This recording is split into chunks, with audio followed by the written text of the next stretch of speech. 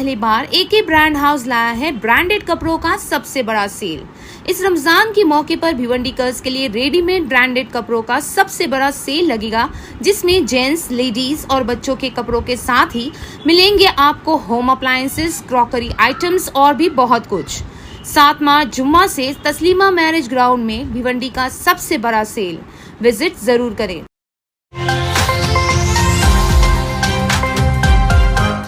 भिवंडी मनपा द्वारा नागरिकों के लिए अभय योजना लागू की गई थी, जिसके मुताबिक टैक्स पर 100% ब्याज माफ किया गया और इस योजना का फायदा भिवंडीकर्स ने उठाया और मनपा में बकाया टैक्स रकम जमा की।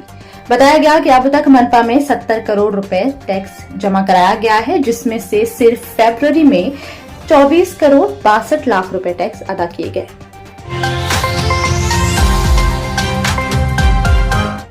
भिवंडी में पारिवारिक विवाद खूनी झगड़े में तब्दील हो गया। खबरों के मुताबिक मामूली सी बात को लेकर घर वालों में बहस हो गई और बहस इतनी बढ़ गई कि कुछ आरोपियों ने अपने ही घर वालों पर चाकू से हमला कर दिया, जिसमें 3 लोग गंभीर रूप से घायल हो गए। इस मामले में आरोपियों पर केस दर्ज किया गया और मजीद तहकीकात शुरू की गई। बायकला में BEST बस ने एक बुजुर्ग महिला को टक्कर मार दी, जिस वजह से महिला की मौत वाकई हो गई। बताया गया कि बस से उतरकर महिला रोड क्रॉस कर रही थी, तभी बस ड्राइवर ने उन्हें टक्कर मार दी। इस हादसे से इलाके में हलचल मच गई। मामले की मजीद जांच की जा रही है। भिवंडी में दहेज के लिए प्रताड़ित करने के 2 मामले सामने आए हैं। बताया गया कि समद नगर इलाके से 29 साल महिला ने और शांति नगर इलाके से 23 साल महिला ने अपने ससुराल वालों के खिलाफ दहेज के लिए फिजिकली और मेंटली टॉर्चर करने का मामला दर्ज करवाया है। दोनों ही मामलों में पुलिस द्वारा जांच शुरू की गई है, लेकिन अब तक किसी की गिरफ्तारी अमल में नहीं आई है। भिवंडी के घूंघट नगर क्षेत्र में बिना किसी प्लानिंग के सड़क की खुदाई से नागरिक हुए नाराज। इस इलाके में सड़क की मरम्मत के लिए 2 करोड़ रुपए तय किए गए थे और सड़क की मरम्मत से पहले ड्रेनेज लाइन के लिए प्रॉपर प्लानिंग की जानी चाहिए थी, लेकिन ठेकेदार ने बिना किसी प्लानिंग के यहां पर सड़क की खुदाई की, जिससे रहवासियों को तरह तरह की परेशानियों का सामना करना पड़ रहा है।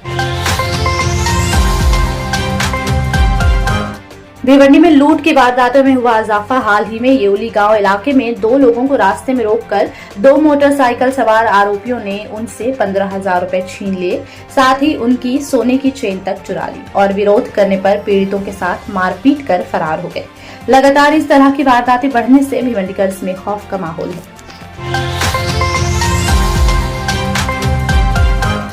भिवंडी में रेत माफियाओं में देखी गई बेखौफी। हाल ही में भिवंडी तहसीलदार की टीम ने कोन गांव पुल में अवैध रेत निकालने वालों पर कार्रवाई की। इस कार्रवाई में 2 अज्ञात आरोपियों पर मामला दर्ज किया गया और स्पॉट से सक्शन पंप जैसे रेत निकालने वाले इक्विपमेंट्स जब्त किए गए।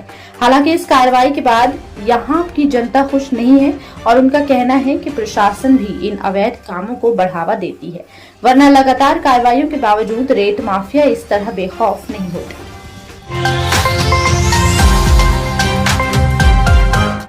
नाला सोपारा से एक चौंका देने वाला मामला सामने आया है, जहां एक 13 साल के बच्चे ने 5 साल की अपनी चचेरी बहन की हत्या कर दी।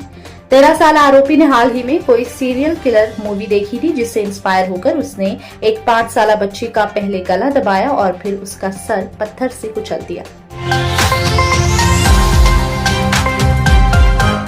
भिवंडी महानगर पालिका पर एक बार फिर कई तरह के सवाल उठाए गए। खबरों के मुताबिक हाल ही में मनपा द्वारा 2 अवैध निर्माणों पर कार्रवाई की गई है, लेकिन ये दोनों इमारतें लगभग पूरी तरह तैयार हो चुकी हैं। लोगों ने सवाल उठाया कि जब इन अवैध निर्माणों को शुरू किया गया था, तब कार्रवाई क्यों नहीं की गई? इमारत बनने का इंतजार क्यों किया गया? आरोप लगाया गया कि मनपा द्वारा शायद किसी आखिरी डील का इंतजार किया जा रहा था। कई लोगों का ये भी कहना है कि नए आयुक्त के आने के बाद ये कार्रवाई सिर्फ दिखावे के लिए की गई है।